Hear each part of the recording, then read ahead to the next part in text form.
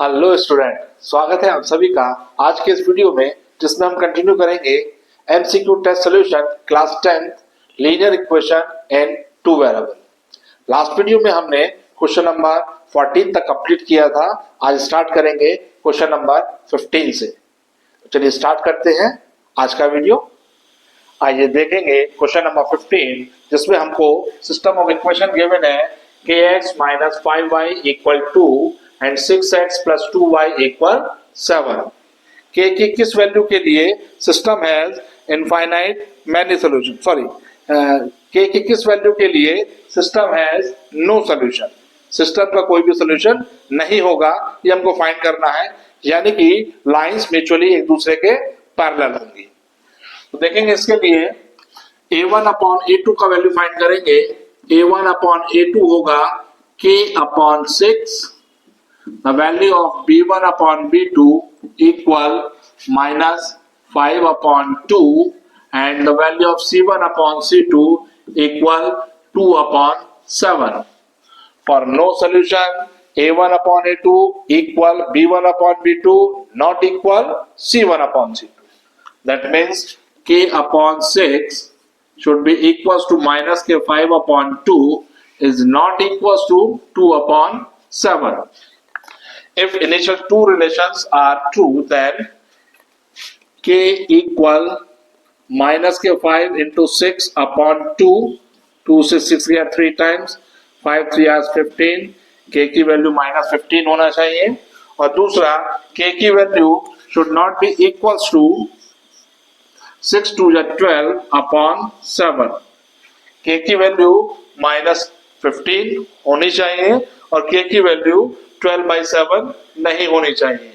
So the required relation, the required value of k is minus 15। ये था question number 15। आइए चलिए देखेंगे क्वेश्चन नंबर 16, जिसमें हमको गिवन है दो लाइन की equations x equal 3 and y equal 4। कहा गया है इन दोनों लाइनों से और एक्सिस से एनक्लोज फिगर का एरिया फाइंड करना। तो x इक्वल 3 एक लाइन होती है जो कि पैरेलल टू y एक्सिस होगी। x is equals to constant. Always remember, x is equals to constant is a line which is parallel to y-axis, which is at a distance of 3 unit from the origin. अब ये 3 unit की जो distance होगी, ये right side में होगी कि left side में होगी, ये डिसाइड करेगा इस 3 का साइन। यदि 3 पॉजिटिव है तो x एक्सिस की पॉजिटिव डायरेक्शन में हम 3 यूनिट चलेंगे। यदि ये कांस्टेंट टर्म नेगेटिव होता तो यही 3 यूनिट की डिस्टेंस हम ओरिजिन के लेफ्ट साइड में मूव करते। तो x इक्वल 3 ये हमारे पास ए बी लाइन सेगमेंट होगा। दूसरी लाइन हमको गिवन है y equal 4। y is equal to 4 is a line which is parallel to x axis situated at a distance of 4 unit above the origin. क्योंकि यहाँ पर ये जो कांस्टेंट है 4 ये पॉजिटिव है, इसलिए ओरिजिन के ऊपर हम 4 यूनिट का डिस्टेंस ट्रेवल करेंगे। तो हमारे पास ये जो लाइन मिला BC लाइन, ये है y इक्वल 4। इस लाइन की प्रॉपर्टी होगी, इस लाइन पर एनीवेयर कहीं भी हम कोई पॉइंट ले लें, उसका ऑर्डिनेट, उसका y कोऑर्डिनेट ऑलवेज 4 ही होगा।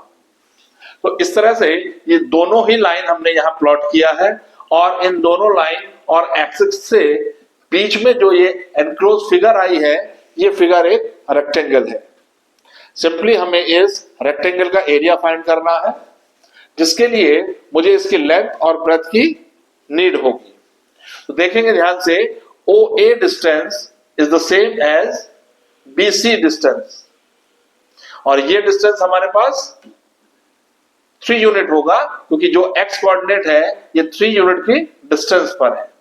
इसी तरह से अगर हम OC डिस्टेंस को मेजर करना चाहें तो OC डिस्टेंस, क्योंकि ये y इज इक्वल टू 4 की लाइन है, दैट मींस ओरिजिन से 4 यूनिट अबव ये सिचुएटेड है, दैट मींस OC की डिस्टेंस हमारे पास 4 यूनिट हुई। तो एक ऐसे रेक्टेंगल का एरिया आपको फाइंड आउट करना है जिसका लेंथ 3 यूनिट, जिसका ब्रेथ 4 यूनिट है। तो देखेंगे area of triangle OABC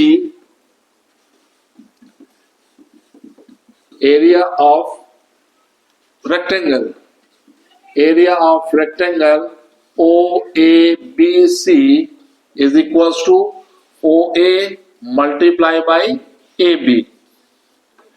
The length of OA become 3 unit and the length of AB become 4 unit. So the required area is 12 square unit. ये था क्वेश्चन नंबर 16। आइए देखेंगे क्वेश्चन नंबर 17 जिसमें हमको 3 इक्वेशन ऑफ लाइन गिवन है। 2x plus 3y equal 12। Second equation है x minus y equal 1 and third equation है x equal 0। x equal 0 is the equation of y axis, क्योंकि y axis ही एक ऐसी line है जिस पर एनीवेयर कहीं भी हम मूव करेंगे x कोऑर्डिनेट 0 ही हमको मिलता है, इसलिए x equal 0 is the equation of y axis। इसके अलावा इन दोनों ही लाइनों को हमें ग्राफ पर प्लॉट करना होगा। प्लॉट करके उनसे एनक्लोज ट्रायंगल का एरिया हमको फाइंड करना है। तो देखेंगे फर्स्ट लाइन को प्लॉट करने के लिए हम इसका एक ब्लॉक बना लेंगे।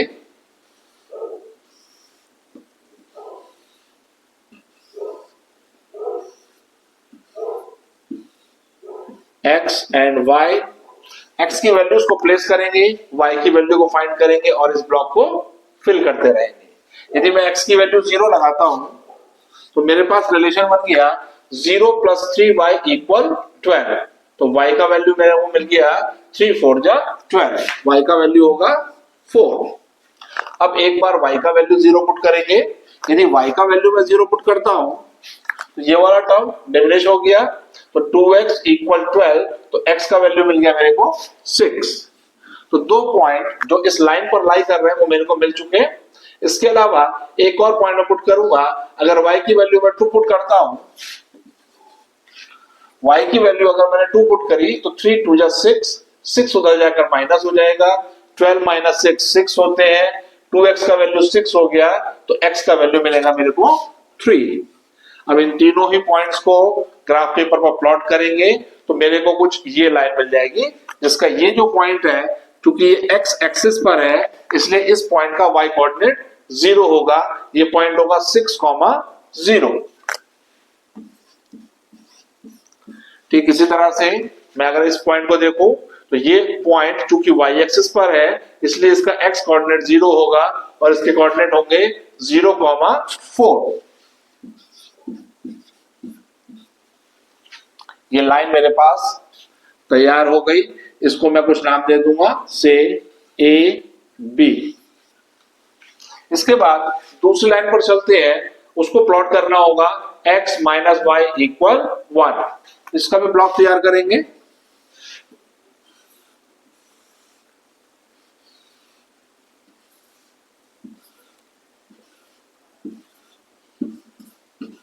एक बार x का वैल्यू 0 पुट करेंगे। यदि x का वैल्यू 0 लगाया तो माइनस y की वैल्यू 1 होगी और y की वैल्यू मिल जाएगी मेरे को -1। फिर y का वैल्यू 0 प्लेस करेंगे। y की वैल्यू 0 पुट करते हुए मेरे पास x की वैल्यू मिली 1। इसके अलावा x की वैल्यू पुट करेंगे 2। यदि x की वैल्यू मैंने 2 पुट करी, y को उधर ले गए, y उधर जाके पॉजिटिव हो गया, 1 इधर आ गया तो y की वैल्यू हो गई 2 - 1 विच इज 1। इन तीनों पॉइंट्स को यदि ग्राफ पेपर पर प्लॉट करते हैं तो मेरे पास कुछ ऐसी लाइन आएगी। कोऑर्डिनेट होगा 0, -1 जो कि इस पॉइंट को रिप्रेजेंट कर रहा है, क्योंकि ये point on the y axis है और y एक्सिस पर कोई भी पॉइंट होता है उसका x कोऑर्डिनेट ऑलवेज 0 होता है। तो 0, -1 ये पॉइंट हुआ। इसके अलावा 1, 0 पॉइंट मेरे पास ये मिलेगा 1, 0। इसी तरह से नेक्स्ट पॉइंट मिल जाएगा मेरे को 2, 1।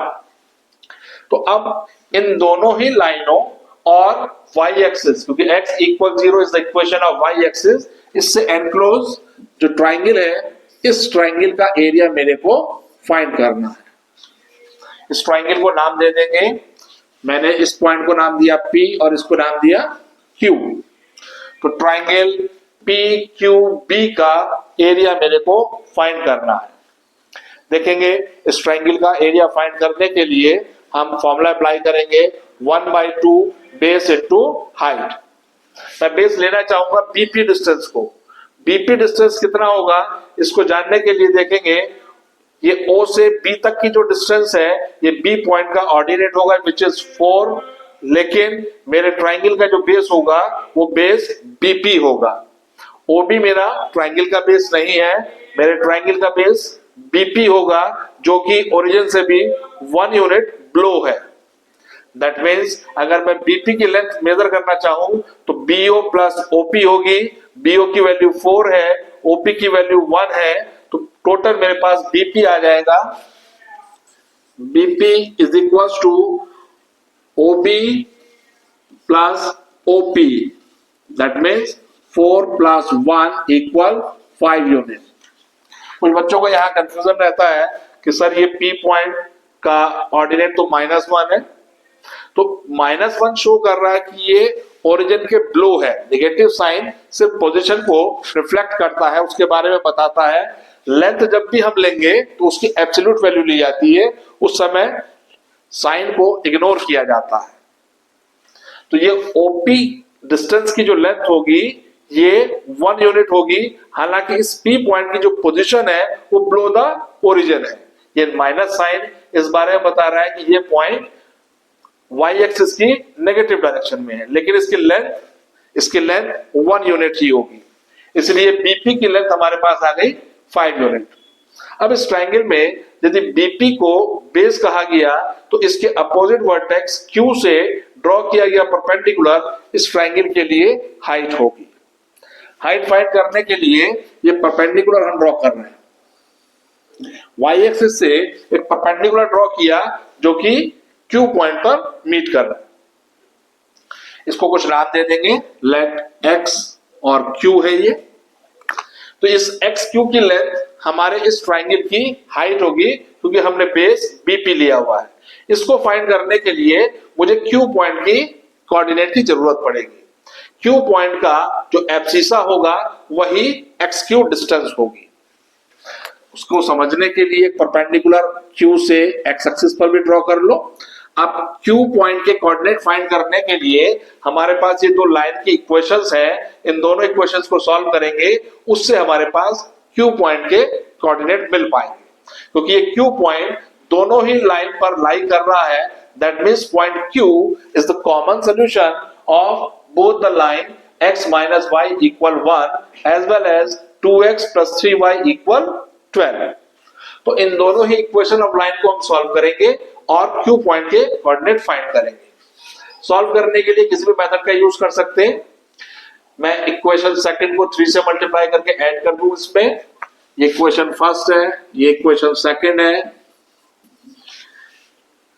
इक्वेशन 1 में ऐड करूंगा मैं इक्वेशन सेकंड का थर्ड टाइम, तो 3 मल्टीप्लाई बाय इक्वेशन 2। इक्वेशन 1 तो as it is copy paste हो जाएगी मेरे पास, 2x plus 3y equal 12।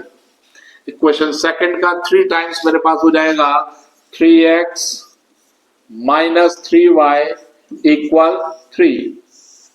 Add करने पर कोई साइन चेंज नहीं होते, ये 3y पॉजिटिव है, ये 3y नेगेटिव है, कैंसिल हो गए। 3x plus 2x we get 5x is equal to 12 plus 3 15। यहां से x की वैल्यू मेरे को मिला 3। x की वैल्यू इक्वेशन फर्स्ट या सेकंड किसी में पुट करके y का वैल्यू फाइंड कर लेंगे। मैं इक्वेशन फर्स्ट में पुट करूंगा फ्रॉम इक्वेशन 1, x को रिप्लेस कर दिया 3 से, तो 3 2 जा 6 प्लस 3y इक्वल 12। यहां से 3y का वैल्यू हुआ मेरे पास 12 minus 6 which is 6, that is implies as y is equal to 2। तो x और y दोनों की वैल्यूज मेरे पास आ चुकी। Q पॉइंट के कोऑर्डिनेट मुझे मिल चुके हैं जो कि होंगे 3,2। अब इस Q पॉइंट का जो एब्सिसा 3 है वो ये डिस्टेंस हमको बता रहा है कि ये x एक्सिस के अलावा ओरिजिन से कितना डिस्टेंस है, और यही डिस्टेंस XQ डिस्टेंस भी होगी। दैट मींस हमारे ट्रायंगल की हाइट भी होगी, क्योंकि हमने ट्रायंगल का बेस BP लिया है। जब बेस BP है तो इस बेस के अपोजिट वर्टेक्स Q से ड्रॉ किए गए परपेंडिकुलर की लेंथ इस ट्राइंगल के लिए हाइट होगी। तो अब हमें एरिया का ट्राइंगल का एरिया फाइंड करना है, जिसमें बीपी हमारे पास आ चुका है 5 यूनिट एंड एक्स क्यू की वैल्यू मेरे पास है 3 unit. Area of triangle BPQ equal 1/2 base which is BP into height है हमारा XQ, ये हो जाएगा 1/2 5 into 3, 5 3 of 15, 15 का हाफ हो जाएगा 7.5 square unit is our required area for the triangle। तो ये था क्वेश्चन नंबर 17।